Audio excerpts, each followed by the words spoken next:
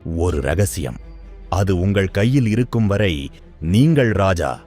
ஆனால் அது உங்கள் நாக்கை தாண்டி வெளியே வந்துவிட்டால் நீங்கள் அந்த ரகசியத்திற்கு அடிமை. யோசித்துப் பாருங்கள். நீங்கள் உயிராக நேசித்த ஒருவரே உங்கள் முதுகில் குத்தினால் எப்படி இருக்கும்? உங்கள் அந்தரங்கத்தை ஆயுதமாக மாற்றி உங்கள் கௌரவத்தை சந்தியில் நிறுத்தினால் அந்த வலி எப்படி இருக்கும்? மாபெரும் ராஜதந்திரி ஆச்சார்யா சாணக்கியர் சொல்கிறார், மரணமே உங்கள் வாசலில் வந்து நின்றாலும் சில மனிதர்களிடம் மட்டும் உங்கள் ரகசியத்தை பகிர்ந்து கொள்ளாதீர்கள். அந்த 5 பேர் யார்? உங்கள் நிழல் கூட அறியக்கூடாத அந்த ரகசியங்கள் எவை? இன்று உங்கள் வாழ்க்கையை மாற்றப் போகும் ஒரு ரகசிய பயணத்தை நாம் தொடங்குகிறோம். இறுதி வரை பாருங்கள். ஏனென்றால் இதில் ஏதேனும் ஒரு தவறை நீங்கள் இப்போது செய்து கொண்டிருக்கலாம். நம்பிக்கை. இது சம்பாதிக்க பல ஆண்டுகள் ஆகும். ஆனால் சிதைய ஒரே ஒரு நொடி போதும்.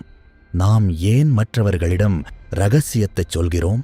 மனபாரம் குறையும் என்று நினைக்கிறோம், அல்லது அவர்கள் நம்மை காப்பாற்றுவார்கள் என்று நம்புகிறோம். ஆனால் சாணக்கியர் ஒரு கசப்பான உண்மையைச் சொல்கிறார்.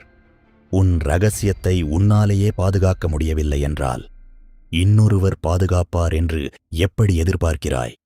இந்த பதிவு வெறும் தகவல் அல்ல, இது உங்கள் வாழ்க்கைக்கான கவசம். இப்போது அந்த 5 ஆபத்தான மனிதர்களைப் பற்றி விரிவாக பார்ப்போம். நபர் 1, பேராசை எனும் நச்சுப்பாம்பு. சாணக்கியரின் பட்டியலில் முதலிடத்தில் இருப்பவர் பேராசை கொண்ட மனிதன். பேராசை என்பது ஒரு தீராத தாகம். ஒரு பேராசைக்காரனுக்கு உலகில் மிக உயர்ந்தது பணம் மட்டும்தான். அவனுக்கு உறவுகள் என்பது வெறும் ஏணி. அவனது சுயநலத்திற்கு நீங்கள் ஒரு கருவி, அவ்வளவுதான். உங்களுடைய ஒரு தொழில் ரகசியத்தையோ அல்லது உங்கள் சொத்து விபரத்தையோ அல்லது உங்கள் பலவீனத்தையோ இவர்களிடம் சொல்கிறீர்கள் என்று வைத்துக் கொள்வோம். உங்கள் எதிரி இவர்களிடம் வந்து, அந்த ரகசியத்தைச் சொல், உனக்கு இவ்வளவு பணம் தருகிறேன் என்று சொன்னால் அடுத்த நொடியே உங்களை நடுத்தெருவில் நிறுத்த அவர்கள் தயங்க மாட்டார்கள். இவர்களுக்கு நட்பு என்பது ஒரு வியாபாரம். உங்கள் ரகசியத்தை எங்கே விற்றால் அதிக லாபம் கிடைக்கும் என்றுதான் இவர்கள் யோசிப்பார்கள். பேராசைக்காரனிடம் ரகசியத்தைச் சொல்வது கையில் எரியும் நெருப்போடு வைக்கோல் போருக்குள் செல்வது போன்றது. ஒரு நிமிடம். நண்பர்களே, இந்த தகவல் உங்கள் கண்களை திறக்கிறதா? உங்கள் வாழ்க்கையில் இப்படி யாரையாவது பார்த்திருக்கிறீர்களா? இப்போதே கமெண்ட் பாக்ஸில் எஸ் என்று பதிவிடுங்கள். மேலும் இதே போன்ற ஆழமான உண்மைகளை தெரிந்து கொள்ள மறக்காமல் இந்த வீடியோவை லைக் செய்து நம்ம சேனலை சப்ஸ்கிரைப் செய்து கொள்ளுங்கள். உங்கள் ஒரு லைக் எங்களை இன்னும் பல உண்மைகளை தேடத் தூண்டும். நபர் 2, விவேகம் இல்லாதவர்கள். அடுத்ததாக மிகவும் ஆபத்தான ஆனால் அப்பாவி போல தெரியும் ஒரு நபர், விவேகமில்லாதவர்கள். அதாவது எங்கே, எப்போது, எதை பேச வேண்டும் என்று தெரியாதவர்கள். இவர்கள் கெட்டவர்கள் அல்ல, அதுதான் இதில் இருக்கும் மிகப்பெரிய சோகம். இவர்கள் உங்கள் மீது உண்மையான அன்பு வைத்திருக்கலாம், ஆனால் இவர்களுக்கு ஒரு ரகசியத்தை தாங்கும் வலிமை கிடையாது.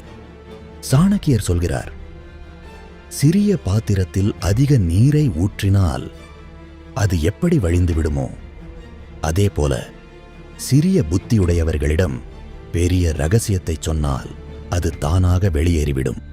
இவர்கள் ஒரு கூட்டத்தில் அமர்ந்திருக்கும் போது தன்னை ஒரு முக்கியமான ஆளாக காட்டிக்கொள்ள, எனக்கு ஒரு ரகசியம் தெரியும் என்று ஆரம்பித்து உங்கள் மானத்தை வாங்கிவிடுவார்கள். இவர்கள் துரோகிகள் அல்ல, ஆனால் இவர்களால் விளையும் தீமை துரோகத்தை விட கொடுமையானது.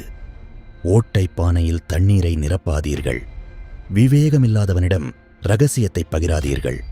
நபர் 3, கோபத்தின் அடிமைகள். 3வது நபர், நாம் அனைவரும் அஞ்ச வேண்டிய ஒருவன், கோபக்காரன். சாணக்கிய நீதியின்படி கோபம் என்பது ஒரு தற்காலிக பைத்தியக்காரத்தனம். கோபம் வரும்போது ஒரு மனிதனின் அறிவு வேலை செய்யாது, அவன் மிருகமாக மாறுகிறான்.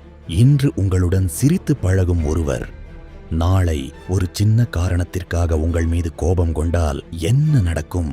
அந்த ஒரு நிமிட ஆத்திரத்தில் நீங்கள் அவரிடம் பகிர்ந்த அத்தனை ரகசியங்களையும் ஆயுதமாக மாற்றுவார். அவன் அன்னைக்கு என்ன சொன்னான் தெரியுமா எனச் சபையில் உங்கள் அந்தரங்கத்தை கிழித்துப் போடுவார். கோபம் தணிந்த பிறகு அவர் உங்கள் காலில் விழுந்து மன்னிப்பு கேட்கலாம். ஆனால் வெளியே போன ரகசியம் மீண்டும் உள்ளே வருமா? சிதறிய உங்கள் கௌரவத்தை யாரால் மீட்க முடியும்? கோபக்காரனின் நாக்கில் உங்கள் ரகசியத்தை வைக்காதீர்கள். அது எப்போது வேண்டுமானாலும் வெடிக்கக்கூடிய எரிமலை.